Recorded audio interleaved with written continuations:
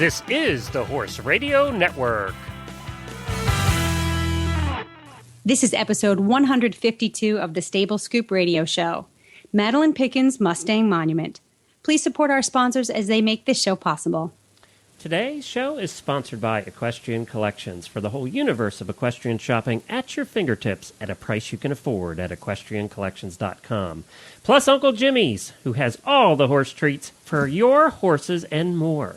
And you can find that at uncle-jimmys.com. Welcome to the Stable Scoop, with weekly shows delivered right to you. With Helena and Glenn the Geek, live from the stable, it's every week. They bring you the news through hail or high water, while using their tails as their own fly swatters. So sit on down and laugh till you poop, cause it's time again for Stable Scoop. Stable Scoop. Stable Scoop. Stable Scoop. This is Glenn the Geek.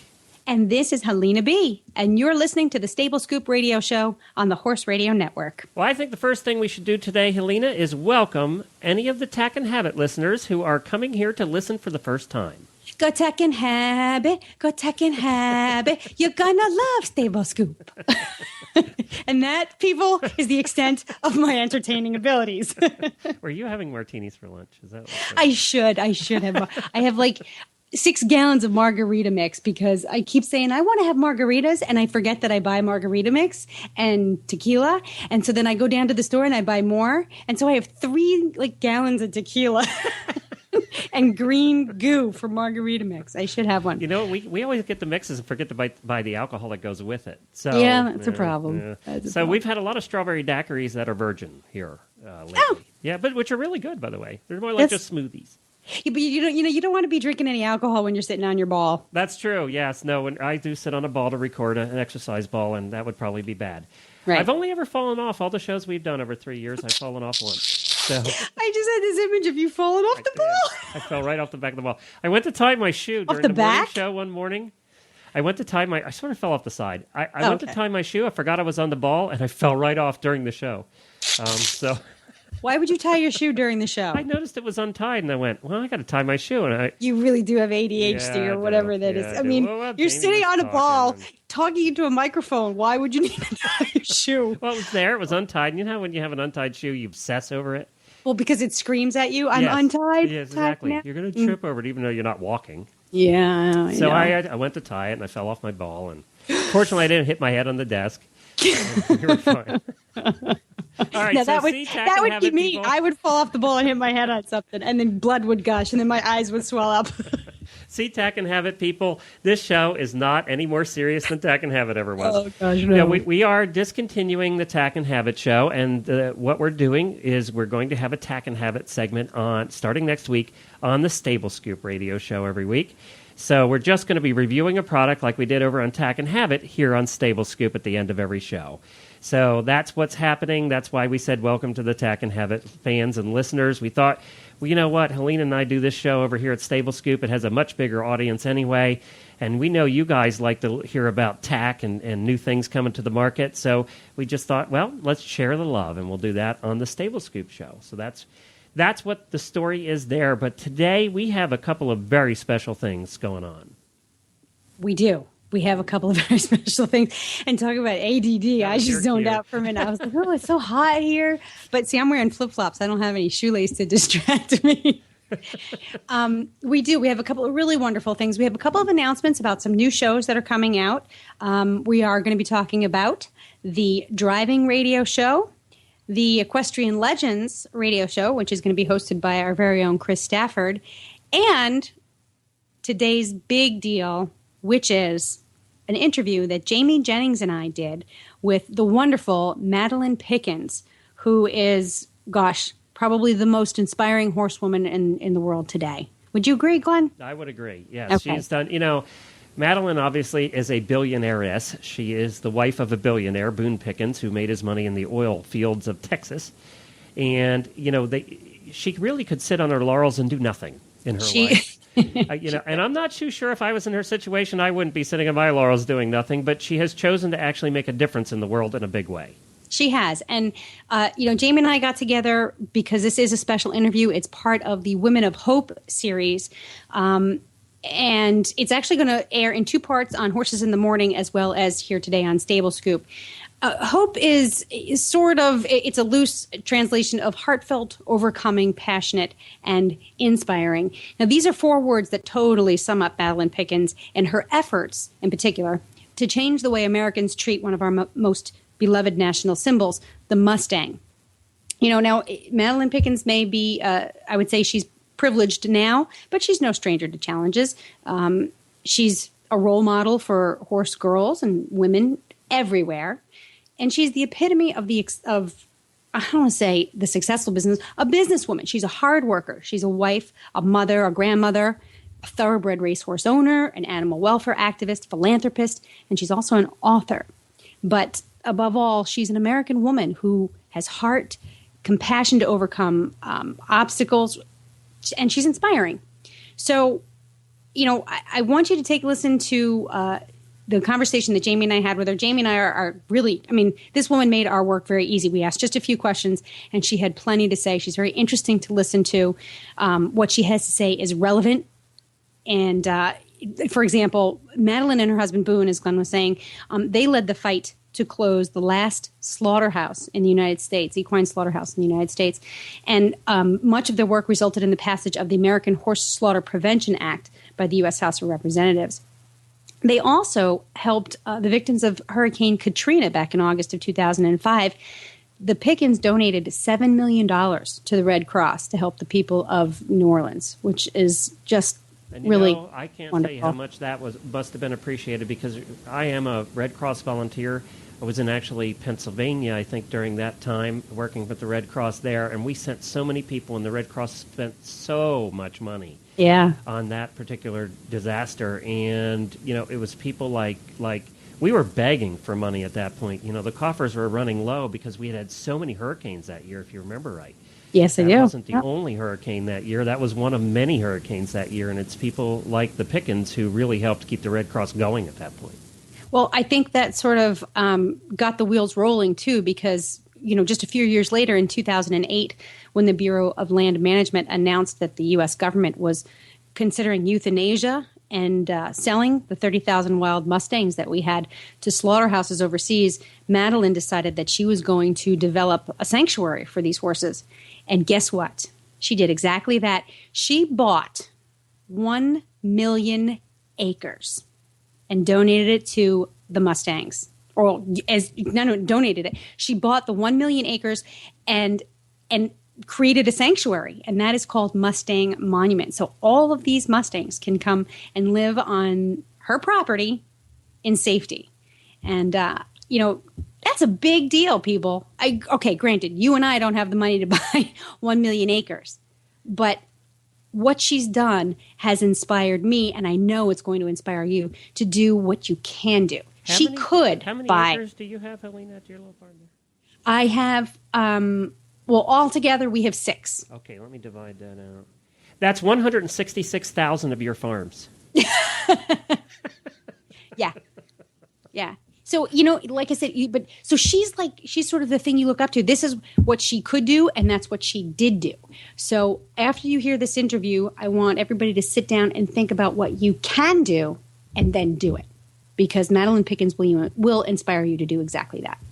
We're going to get to Madeliene right after I talk to you a little bit about equestrian collections. If you need anything for riding this summer, whether it's show clothes or just hacking clothes, or whether it's boots or clothing for your husband or your horse or your children, no matter what you need, you're going to find over 300 different brands at equestriancollections.com. And one of the fun things one of the things that Helene and I get to do often together is go to the wholesale shows where we get to see all of the new stuff coming to the market. And one of the people we see there is Chris, who runs Equestrian Collections. We always get to spend time with her and her husband, and it's always a lot of fun. Well, they have a new coupon code now for the listeners of the Horse Radio Network. And when you go to check out, if you're buying more than $120 worth of stuff at Equestrian Collections, you're going to get $10 off just by using the coupon code, just right in the coupon code area, HRN for Horse Radio Network, just HRN, and you'll get $10 off your next order of $120 or more at Equestrian Collections. And that even includes their sales section. Their sales section's huge. And that's awesome. They have up to 70% off in their sales section, and they have a bunch of stuff in there right now.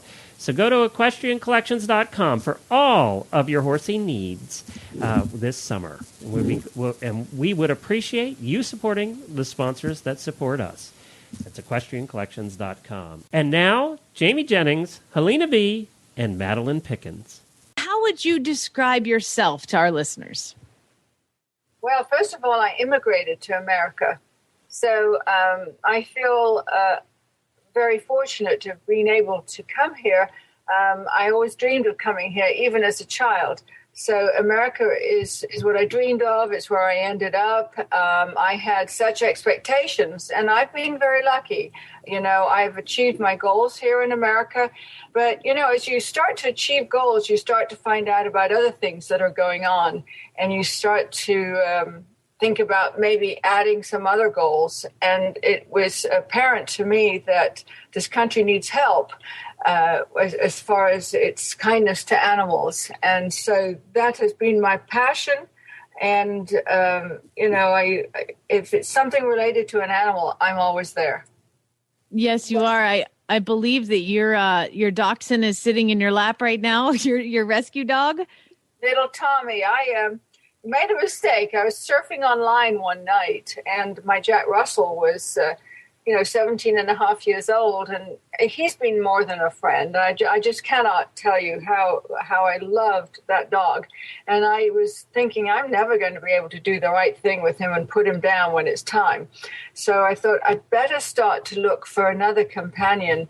And also, when you have an old dog and they start to get blind, I knew that whatever I adopted would become his eyes. And that's exactly what happened. So he became dependent on my dachshund. And it was very, very sweet because until that time, my Jack Russell was a pretty aggressive dog. So it was sweet. He mellowed, and Tommy was his security blanket. So I was just, surfing online and doing all the Jack Russells, and at one point, I had standard poodles, and they were incredible dogs. They're so smart, and they don't shed. So I went through them, and then I said, I'm just going to look at dachshunds because I always thought they were cute. And I always go to places like Missouri or Tennessee, Texas, Oklahoma, where they have really bad issues with animals, and they have all those puppy mills up there in Missouri. And so I went down to Tennessee, and I looked at these videos, and there he popped up. So, it's a dangerous thing to go surfing on the internet, isn't it? Yeah, and you know what? I slammed it off. And a week later, I peeked again, and there he was. He was still there. And I said, well, that's the message. So I went ahead with all the documents, and they came and visited my home. And, he came to me, and he's been a delight, an absolute delight. But they were cruel. He was from a puppy mill. He was starved to death. He was discarded in a dumpster. And now he really does have a happy home. So he's had a happy ending. Well, I think he's probably about the luckiest pup in the world to be able to come and live with you.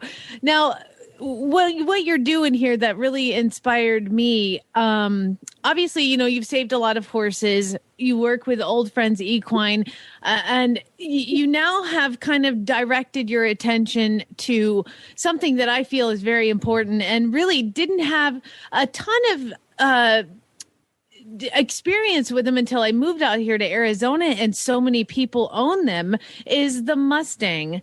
And you've now created Mustang Monument, which we'll get into, but why the Mustangs and what makes them so special to you? The reason I got involved with the Mustangs was I used to see all these old great cowboy and Indian movies with my father when I was a little girl, and he loved them. And of course, I fell in love with the Western life, and that was the beginning of why I wanted to come to America.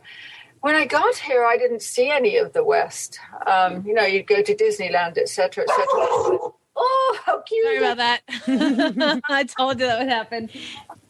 And so I forgot about it. And then with Katrina, when I did the airlift out of there, I couldn't believe it when somebody came up to me and said, could you help me with horse slaughter? I didn't know what they were talking about. And so I got into it. And then I started to see video of the wild horses being gathered and those ending up in slaughter. And I was sick to my stomach. So I knew then that was my calling and I must do it. And right now, we have over 500 horses at Mustang Monument that have been rescued. They're the Paiute Nation horses that were headed to slaughter. And so we bought them off the killer buyers, and they are now safely, happily at Mustang Monument. But can you imagine why anybody would want to slaughter mares in a foal with a foal by their side? I mean, what to eat on a foal? So the whole thing is uncivilized and crazy. It's just crazy stuff. So anyway, they're there happily. Now, the other thing that I'm trying to get done, and we're trying to work this out right now, is at the Sheldon Refuge, is they have these other horses that they keep gathering, and they are not protected by the Bureau of Land Management. Tommy, quiet. You are officially part of the Horse Radio Network family. Yep. It's so funny. We have this feeling that, just because I say a civilized word, quiet, Anyway, getting back to the horses. So I really do want to help out with that herd of horses, the Kiger horses, because, if you call it a sanctuary for wildlife and animals, for some reason they don't want to deal with the numbers. And so I'm trying to work something out. I really could solve their problem for them, just take them all and do something with them. They'd be safe with me. And again, the public will still be able to view them.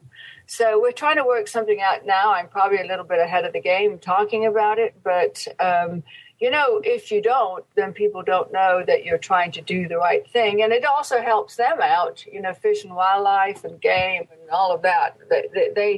They know now they have a friend that they can count on with these horses other than people picking them up. And God, I get such bad emails about this, where they think they're going or where they're ending up. So I'm concerned about it. And the easiest thing for me to do is just say, hey, we will find a way. So bring them over to me and we'll take care of them. And we'll figure it out later. Yeah. Now, what do you find to be the most challenging at this point? I mean, you've overcome some pretty big obstacles, especially with the United States Congress. What's the next big challenge for you that you say, okay, I'm going to roll up my sleeves and here's where I really need to dig down deep into Madeliene's heart and soul? Oh, I'm not so sure that it's one thing. I just will never end my journey trying to help save horses. I mean, you just think about that Leona Helmsley, when she died in her will, she left, $8 billion to animals. And apparently they got that changed. They said, well, she didn't mean to do that, and she encompassed something else. And from what I understand and heard was that the first year when they divvied up some money to give away, they gave away $41 million from her estate, and $40 million went to the New York City Hospital, and $1 million was split up between 10 different animal charities. That's what I heard. And to me, that's sad, because if she was alive, they would never dare do that. So, there's always good intention, and there's always people that think, well, I don't think that's probably what she meant. We need to change that around a little bit. So, for me, I try to do everything while I'm alive, because I don't think you can count on what happens to your estate after you're gone. And I've seen it happen with so many people that I'm pretty confident that that doesn't always go the way they planned. So I still have to work with the government and probably with the Congress the difficulty with government is it's not necessarily me. I think if I was a bank, they'd bail us out really fast, Yeah, when they had Sadly, yes. Yeah, they came up with billions and trillions. And because we want to resolve the wild horse issue, that's monumental to them. And that cannot be resolved fast. I've been working on this issue for 3 years, and it's something that we could have done, in a few months if they had wanted to. And then I say, well, even if they want to, they have to jump through hoops. When President Obama got involved in banking, they did it. Well, I sure wish he'd get involved with us with the wild horses and just let us take care of it. Let the private sector take care of it. They're always talking about the private sector coming in and helping and taxing us and doing this and doing that. We can do a lot more if you just help us and allow us to do the things that need to be taken care of as advocates. I mean, they're doing a very expensive job right now in the program that they have the wild horses right now. And I'm not blaming the BLM. I'm just saying that's the system, and the system doesn't work. And they want to change it. But, can they?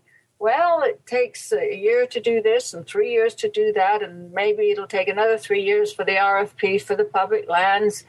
And, if President Obama would just jump in and say, you know what, fix it. We don't have the money to give you anymore for that program. Let's just fix it. We can. We know how to do business. Anyway. Yeah. I've got a lot of good friends at the BLM that I have a lot of respect for. So hopefully they will make the right decision. And there's lots of people that have been working on this issue for a long time. I certainly have already spent millions of dollars on this. And I don't want to waste any more. Whatever dollar I spend, I want to go directly to an animal that I'm saving. Amen, sister. I totally appreciate that. I mean, when you talked about Mustang Monument, I mean, you said you're announcing it, but it is on your website. And what I loved about it is that you want to have 1 million acres, and the public can go and they can be a part of the West and be a part of the Mustang life. And so kind of give everybody a little bit of a picture of what you have in mind for that. And then, just let us paint a picture for us, if you will. Oh, great. Simply, I purchased 2 ranches. One had 14,500 deeded acres, and that was called the Spruce. And that has over 530,000 acres of public lands that I bought the allotments for. And then I purchased adjacent to that the Warm Creek Ranch so that I have access to the highway and power. And that had 4,500 acres of deeded land and another 20,000 public lands for which we bought the grazing rights too.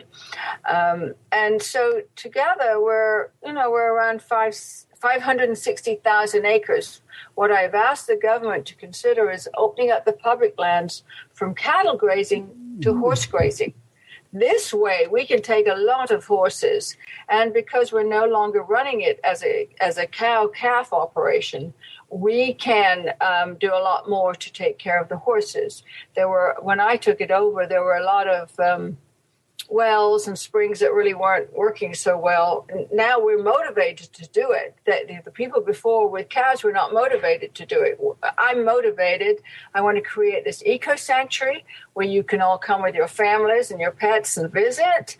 And we can have, I've already purchased like teepees that are 850 square feet where boys can come in and camp out overnight, and we'll have educators to tell them stories, not just learn about the earth, but also learn about the stars. If you're having a barbecue outside at night, look at the story around you that you have to tell, not only in the skies, but let's also talk about our tribal history that kids do not learn very much about in school.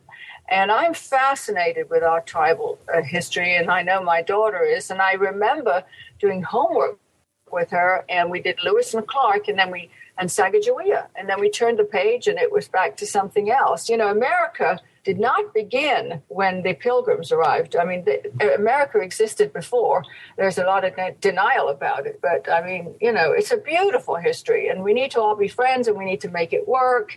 And, we want to teach the children how to grow food on the land. Photographic classes, art classes, so that, a wellness center, so that when you come, you're active. You come with your family, but you leave and you've learned something together as a group. And you've left your footprint at the sanctuary. And, we already have these 500 horses from the Paiute Nation, and they're so fabulous. I mean, you see them running with their foals by their sides, and we have a creek that runs next to the house, and they all come. I mean, to suddenly see a herd of 200 horses come running in to drink water is beautiful. And then the next 200 come in, and we gelded all the stallions because this was a rescue. And we know there's tons more to rescue. So we do the right thing. When we go into rescue work, we spay and neuter. In this case, we didn't have to, neuter the mares. We took care of it by the stallions. We just gelded them all. Boom, boom, boom. It was done, 120 of them.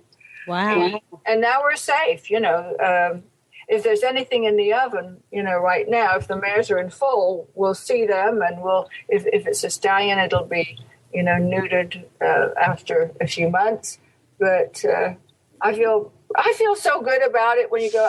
We're right now not ready to accept the public because we don't have the accommodations.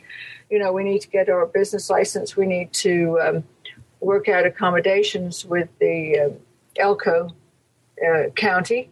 And, that all takes time. And the biggest part about this is our rescue. We have to do that first. And we've filled in our RFP with the government so that if they are willing to give us horses, after all, we pioneered the program with them when Henry Bison was there, and he announced he was ready to do it. So, but there was a change in the administration.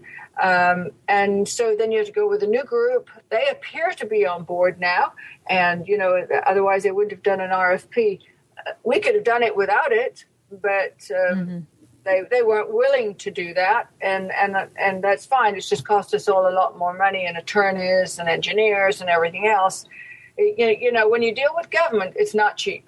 And it's not easy. Well, I find it amazing how you've been so successful with the government so far. But I'm going to tell you right now that if I could reach through this computer and give you a great big hug for what you're doing, I totally would. I thank you so much for saving these Mustangs, and then, being responsible with the castration of all the males and just making it kind of a happier situation. And I want to tell you that the day that you open up that Mustang monument, we are going to be there, because that is just what a great adventure and experience for people that never would have the opportunity to do that again. So not only are you saving them, to me, education breeds interest, and then interest breeds, more and more people getting involved. So when you're bringing people there, you're educating them, you're getting them interested, and it's going to be a revolution. And I'm incredibly proud of what you do. But I want to know,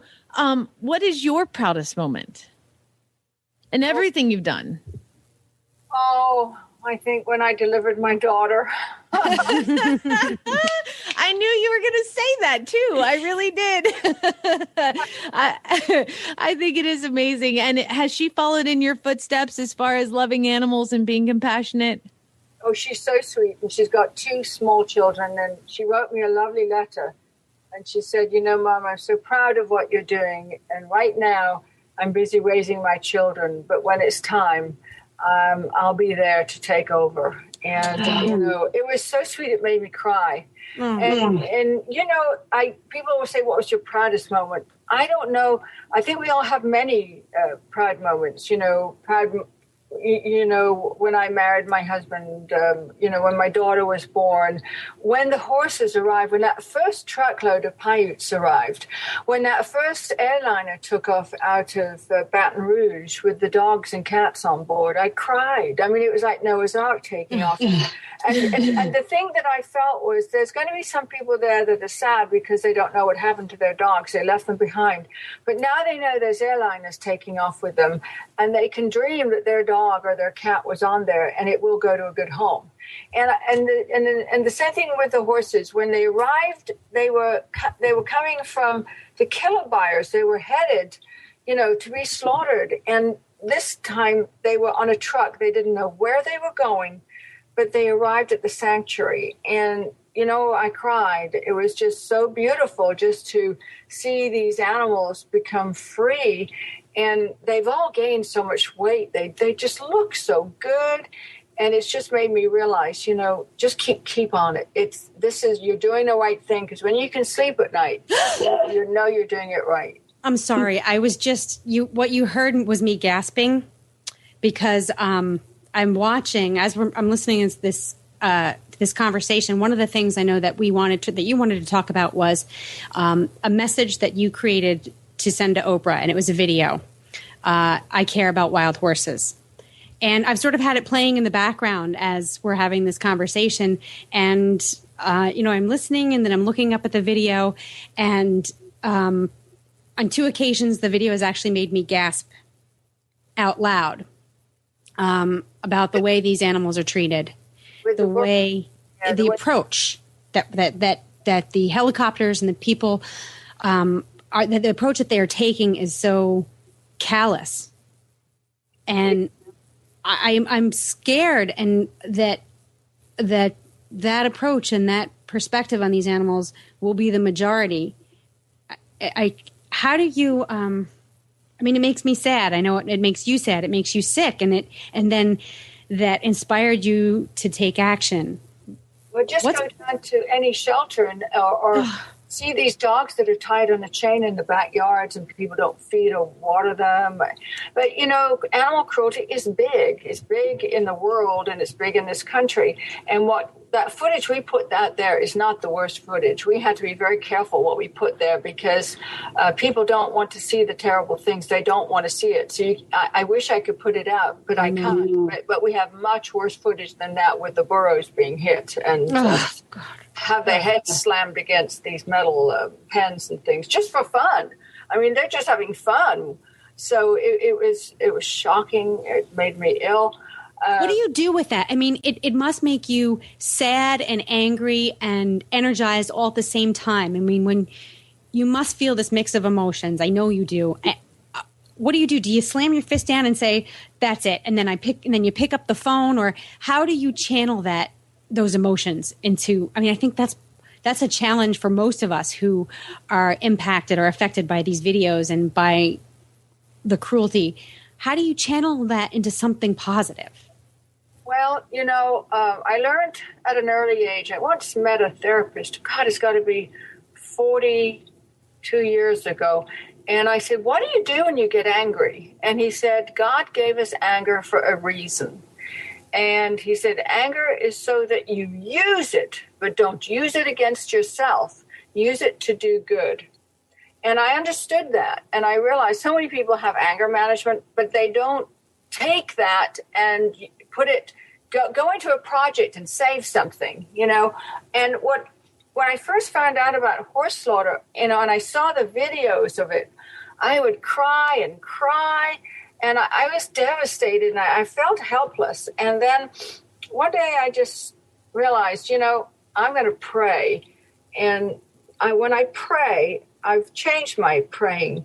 I realize what separates us from animals, and that is that God gave us a brain. And so often, we go, "Oh, God, just help me. I want my son to win this tournament or this competition, or can we win this?" And, God's on both sides of the team, so he can't do that. But what he did when he put us on earth is he gave us the brain. And he said, "I've now given you all the tools to fix anything and everything." So when I pray, I go, "God, thank you for everything." I said, "Help me. Please help me dig down deep inside and figure out a way that I can help fix this mess. Help me think of a solution." And I remember doing that when I first came up with the idea for the foundation and for the sanctuary. And I woke up in the morning and my head was clear. And I said, "Of course, that makes sense. Why don't I go to the BLM and ask them if I buy a ranch like every other rancher or cattleman, and I buy the deeded lands, would they convert the public lands if I buy the allotments to those as well? And they liked the idea, and they said yes.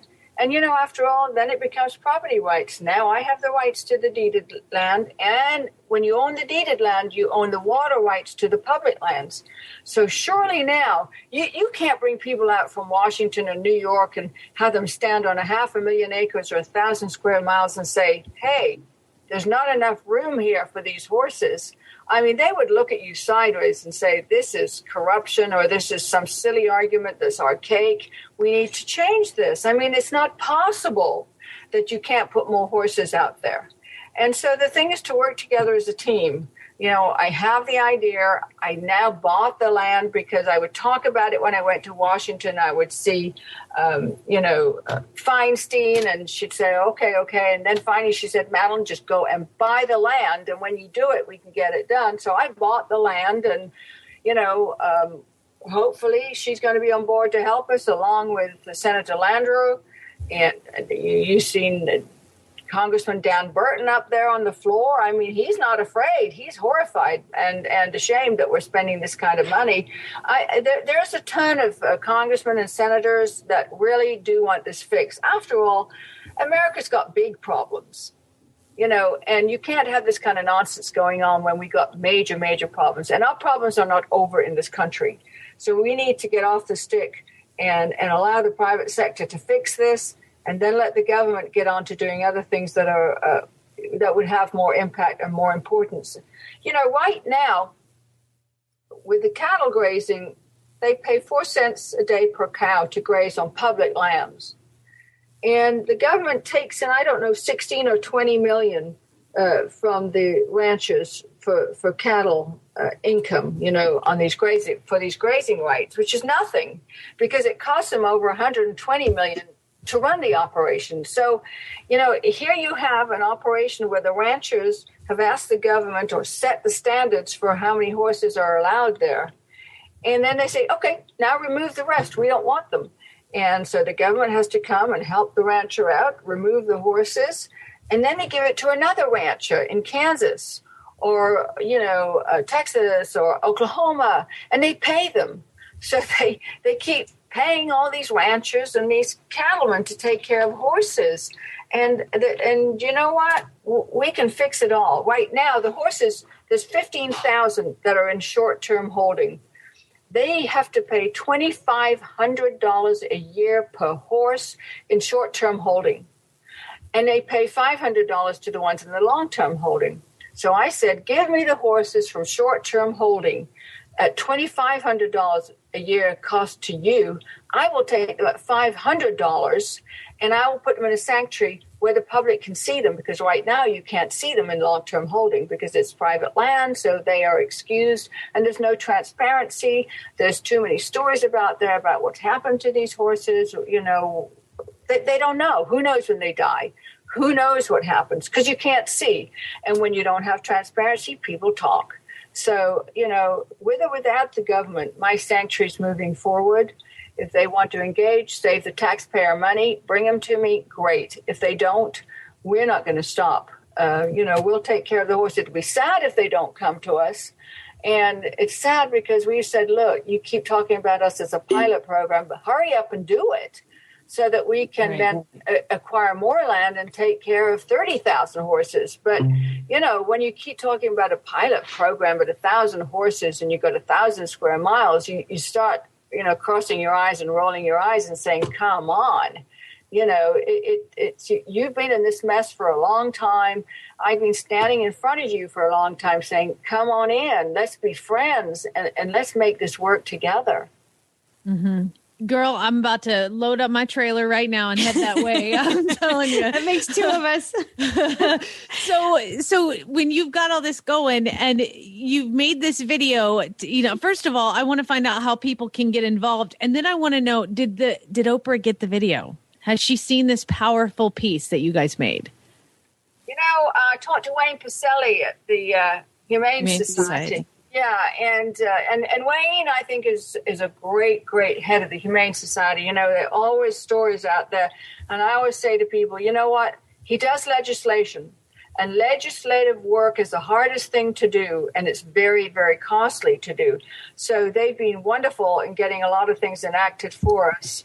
And, they fought the puppy mill bill in Missouri, and they've got to go again. But that's hard work. But, okay, what was the question? I digressed, and I didn't mean to. No problem. I want to know, first of all, how can people get involved? And then second of all, did Oprah ever see the video? Oh, okay. So somebody said to her from her group of people, "Hey, what are you guys up to? What are you doing?" And or what is she doing to us? And so Wayne said, what's it about, Madeliene? And I said, well, Oprah's name is a little bit like Coca-Cola. If you use Oprah's name, it's America. And I don't know her personally. And we've seen all the wonderful work she has done with different groups. And I didn't know how to reach her. So I said, look, the public knows Oprah. Let's just say, Oprah, can you help us? And one day if she decides to help us, great. If she doesn't, our first go around, we had over 15,000 hits. And then there was a mess up with the music and one obscure group that we didn't have a release from because I don't think we knew how to get it. Complained, so we had to redo it and just take the music off somewhere and put it up again, and it lost momentum when you do that. But it was a very successful video. If she wants to help us, I'd be delighted. But if not, 15,000 people or 20,000 have seen it now, and I can't expect her to help everybody and everything. But this is a big thing to Americans, and it is our American horse. Gosh, without it, they joined the Missouri and the Columbia River. They were our ships. They did everything for us. And, society has a way of letting go of things that helped them in the past. To build a bronze monument and then just say, okay, that's it. Now we don't have to worry about it being knocked down by the wind or anything. Well, these horses still live. We still got their offspring. They're still around to help us. And you can't ignore them. They have to be fed. They have to be watered. But more than that, they're a treasure. And our children want to see them. Yeah, I totally agree. And I think that, first of all, what we're going to do is, whether my boss likes it or not, we're going to post this video on our website and also on our Facebook page and make sure that people, if they want to, they have the chance to view it, because I think it's inspiring and it's powerful and it will make you angry. And like you said, anger will channel into something good. And I really believe that. And seeing this video made me have to talk to you about it. The other thing, me too, Jamie. It moved me to do something about it. It's and I even posted it on my Facebook page and said, just watch it from beginning to end. It's not totally gruesome, but it is important. And then, the plea is to watch it and then decide what you're going to do about it, because it's not just about horses. It's about who we want to be as human beings. And how we want to treat not just the animals that we share this world with, but each other. And I think that, Madeliene, is going to be the beginning of solving the problems that do plague our country. Those big, big problems that, we put because those problems stem from this. It's who we are as people, who we are as the human beings with the brains. We need to do a better job of using those brains and being compassionate. Yes, you're right. And, what I found is that it's grassroots that works. So if everybody that listens to you Facebooks all their friends and says, go to Saving America's Mustangs or be a fan of Saving America's Mustangs, or, if everybody took their mailing list and blasted it and said, I like this, why don't you sign up? Or you go to a website and it says, be a supporter. Then we send you information all the time. When there's a gather, we ask you to join in and support us and say, we don't support this gather. You need to stop. Or we send a letter to Bob Abbey, or we send one to Salazar, and we send nice, polite letters. But it's when they see that the public really, really is engaged in this. And whereas before, several years ago, not too many people knew about it. Now, everybody's getting involved, and it's becoming an embarrassment for the government. Yeah, so everybody, SavingAmericasMustangs.org, go to our website, Facebook it, and sign up with us, please, and tell your friends. It's spreading the word. It's. I can't tell you. We're so lucky that we have Facebook. We're so lucky that we have the internet, because that lets the truth out. Yeah. It really does. So the website, again, is savingamericasmustangs.org. You can also find Madeliene on Facebook. Just search for Mustang Monument. That is her Facebook page as well. Madeliene, your call to action has been heard, and I really hope that, our listeners and everybody involved in this can get behind it and support it and move it forward. You have our 100% support. We cherish you as a woman and as an amazing person who is really, really, you don't just talk about it, you do it. And that is why you are part of the series. And we are so proud to have you on our show. And we just can't thank you enough. Hey, wait a second. Whose husband just came back from Afghanistan or Iraq? My husband has been deployed. He actually he's still here in the U.S. Just he was deployed, but he is a fighter pilot for the United States Air Force, and I'm incredibly proud of him. Well, tell him that we love him. When we support our military, my husband and I have a country club here, and I'm always doing events for them. They are invited. They have an open invitation. I can't thank him enough for doing what he does. Tell him thank you, and let him know that we all appreciate and care about the freedom that they have given us. Now, I need to return freedom to our animals here, but I am so grateful to our military. I can't say enough. What a great country we live in because of these men and women. Okay, now you're going to make me cry. I know. Well, thank you so much. And, it's been an honor having you on our show, and I will definitely pass that message along to him and to all the rest of our military. We wouldn't be here without them. We wouldn't be here without the horses. So, we got to save our own people and thank them and show them how much we support and appreciate them. And you're doing that in your own way. And I will be there at Mustang Monument, girl. I'm coming. Okay, when it's open, I'm there. We'll invite you. Don't worry.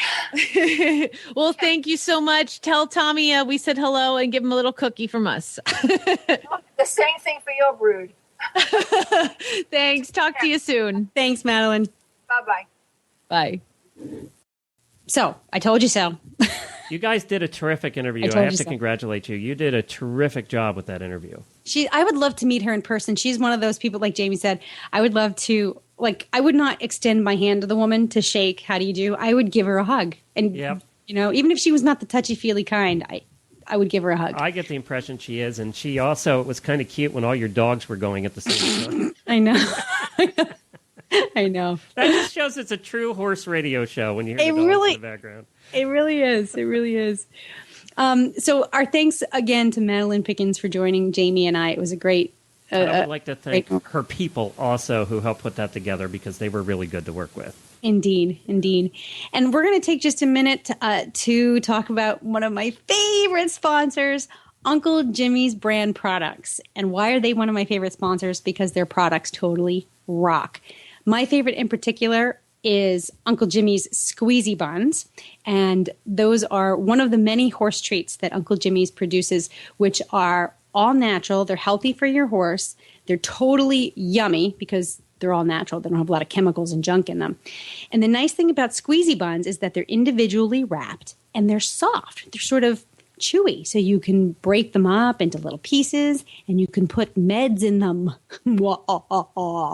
for the prankster who won't take his bute or his supplement or whatever else you have to give them.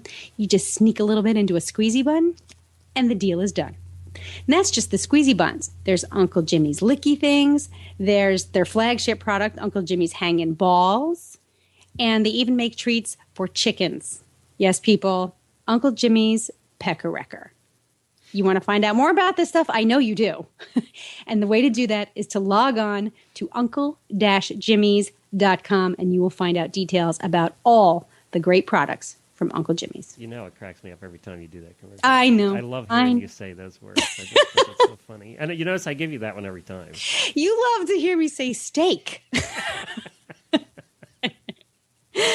Oh, you are so transparent. I know I am.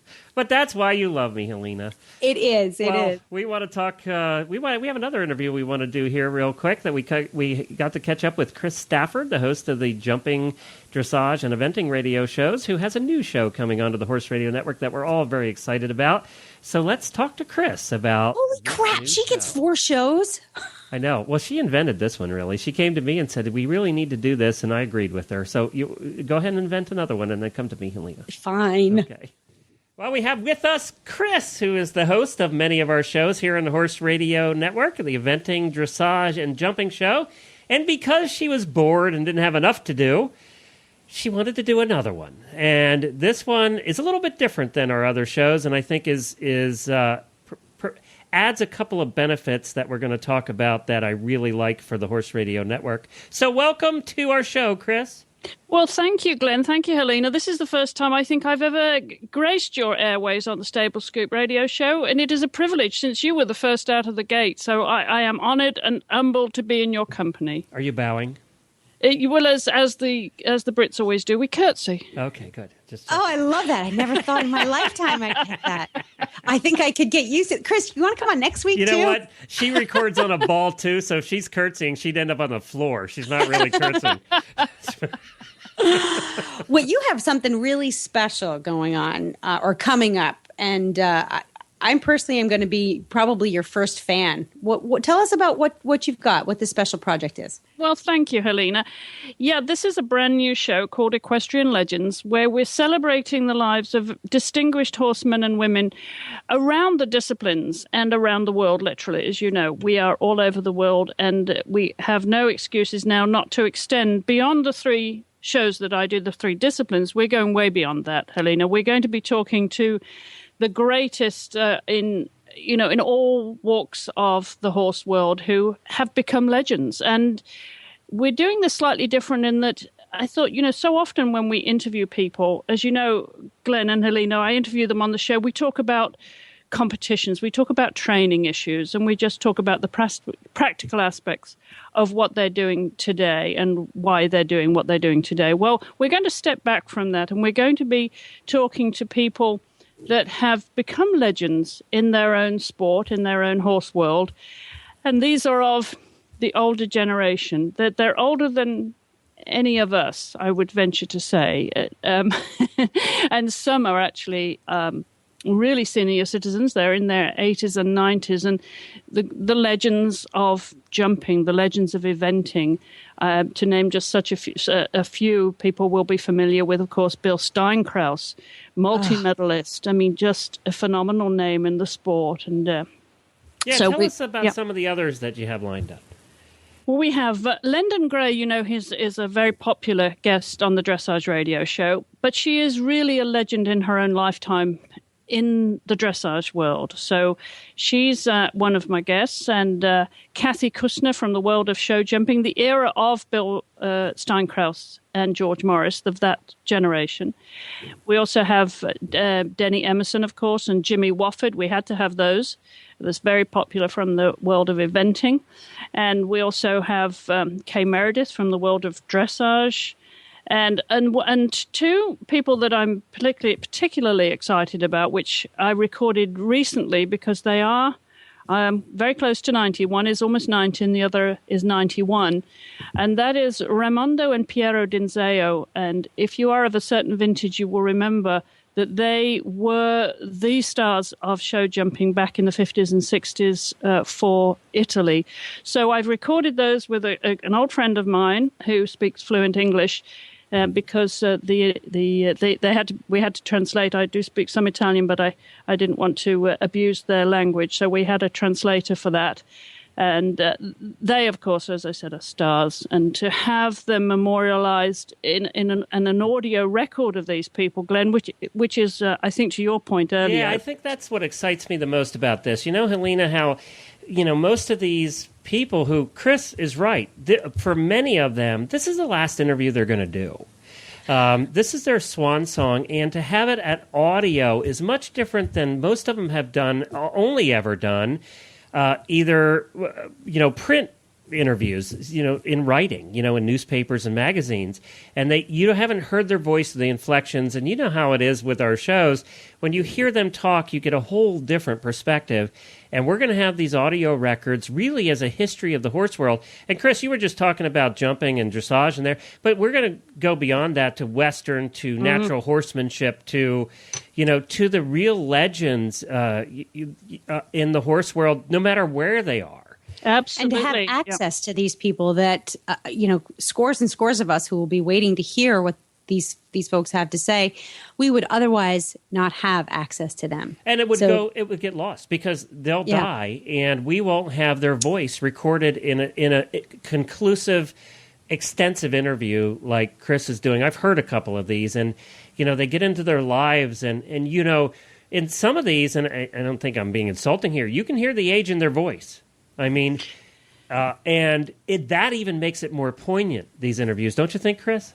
Well, I think so, because they are, the senior citizens of the horse world. And as you said, we're going to get into much more, way beyond the Olympic, way beyond the disciplines that I normally cover. Anyone in the horse industry, it could be fox hunting, in Virginia and Pennsylvania, and Helena, you will identify with this. There are people in the hunting fields that are marvelous horsemen and women, and who are still in the saddle in their 80s. And have so much still to teach. So much still to teach, and so many wonderful stories. And as you said, Glenn, we're going to be talking to them about their lives, what the other aspects of these people that you wouldn't maybe otherwise have known, and they may not have been prepared to share that with us when they were active competitors, because they were focused on their career, of course. I love it. I think it's going to be a wonderful historical record. I keep coming back to that, but that's what it is. That's what this show will become. And it is a joy to do this, because, as you know, I am approaching a certain vintage, and some of these people were my heroines when I was growing up, and the Dinzeo brothers and Bill Steinkraus, and these people are real heroes and heroines. I don't remember any of them, Chris. Oh, well, thanks for reminding me we are of a different vintage, Glenn. Thank you. Just kidding. It's over. I'm not that far behind Chris, so I can't say that. Now, Helena, she's a young pup. She probably, Oh, yeah, sure. Well, she I think follows horsemanship and horse people enough to know some of these names, and the ring that they have to them, Helena. When you mention these names, what a ring they have to them, to the horse world. All right, let's tell everybody about. I think our listeners are lucky that this is going to be coming out to them. I do too. I think it was a great idea, Chris, and I've heard some of the shows, so I know what it's going to be like. It's out now, so people can listen at equestrianlegends.com, or just go to horseradionetwork.com. You can listen over there too. Who was your first guest? Bill Steinkraus, of course, William Steinkraus, the legend of show jumping, and graced us with, of course, with that wonderful, wonderful, wonderful interview. It was a joy, and it was an honor to speak. Was he the one that you told me he doesn't do interviews anymore? He does not, and it actually took quite a bit of persuading for him to agree to do this. So it really was a joy, and I'm delighted that we have him on record now, and you hear aspects of his life you wouldn't otherwise have known about. All right, go over to horseradionetwork.com or go to equestrianlegends.com. You can sign up to download it on iTunes, just like our other shows. You can listen to it on the website. There's multiple ways that you can listen, and we encourage you to check it out. This is going to come out twice a month, so it's going to be like the 1st and 15th once we get on schedule here. And there'll be two a month coming out, and Chris is putting a lot of effort into this, so we give you applause, Chris. This was a good idea. Thank you. Well, I would, if I may, just give you a bigger plug to the show. If you do follow Stable Scoop or any of the Horse Radio Network shows, please join Equestrian Legends on Facebook too, because I would love to hear back from, and if you have any suggestions of legends in your area that I should be considering for this new show. Yeah, and this is a brand new show, so we're starting out with only 3 people on Facebook. So get on it, people.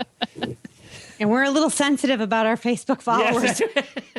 So if there's ever a Facebook fan page that you want to follow, Equestrian Legends is the one. Look at that. I'm sacrificing. No. I'm going to sacrifice Stable Scoop. Ugh. I mean, you still want to be a Stable Scoop fan. You're too darn easy. definitely. No, you know what? Because I really believe in the show. I'm really, really excited about hearing these stories and hearing what these people have to say, because so much of that is lost. The evolution of horse sports, I think, in our country, in the United States in particular, has brought some really significant changes, and some of them not so good. And I think some of the newer participants in the sport need to hear what the masters have to say from the masters. Couldn't say it any better than that. And now I'm getting off my soapbox. Thank you very much for that plug. Can we use that plug to promote the show? Definitely. Damn, I'm good. Thank you, Chris. We appreciate you being on. That's EquestrianLegends.com. Thank you, guys. All right, we're back, and we want to tell you about another new show. We mentioned it last week here on Stable Scoop. I just wanted to remind everybody the Driving Radio Show is now live. The website is there. You can go to drivingradioshow.com and listen to the first introductory interview that I did with my new co-host, Dr. Wendy Ying.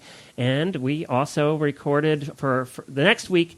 Next week on the Driving Radio Show will be our first official show with the guests and everything. So that'll be next week, and we're having fun with that, and I know Wendy is. We got to record our first show, and Wendy, my co-host, was in Paris, France. One of the guests was in the Netherlands and United States and somewhere else, too. I forget where. So we had guests from all over the world on that first show. That's the power of technology. Man, you guys come out with a bang. And you know who we had was David Saunders, who was the coachman for the Queen for 20 years. He actually worked at the Royal Mews, which is the stable there at Buckingham Palace, and was in charge of the Queen's carriage horses for 20 years. He has stories about driving the Queen around on Christmas Day and the family around Buckingham Palace there on Christmas Day. Oh, my God. You guys totally don't mess around. No, he was terrific, and he just went to Prince Philip's, the Queen's husband. He went to Prince Philip's 90th birthday party. He was invited as a friend of the family. Wow, he's 90? Yeah, Prince Philip's 90. Boy, it pays to be royalty, huh? And he doesn't look it. He's still spunky as ever. How do I get that gig? I want to live to be 90. So he's going to tell us also about the birthday party. So we're anxious to hear that. And, of course, he is an excellent, obviously, carriage driver and knows more about driving than probably most people in the world. Yeah, you don't want to mess up when you're carrying the Queen around. No. So David Saunders, he was our guest, and he's always a fun guest. So that was on the Driving Radio Show, as well as some other guests we had on that show as well. So join us at drivingradioshow.com. Well, we've run out of time here, Helena. We'll be back again next week at Stable Scoop. Don't forget you can find out about all the shows on the Horse Radio Network at horseradionetwork.com. And you can find us on Facebook. Just look for Stable Scoop.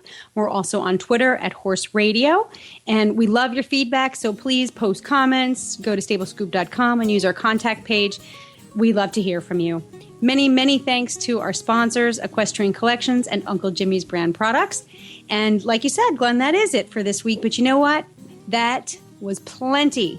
And there will be more next week. Bye, everybody.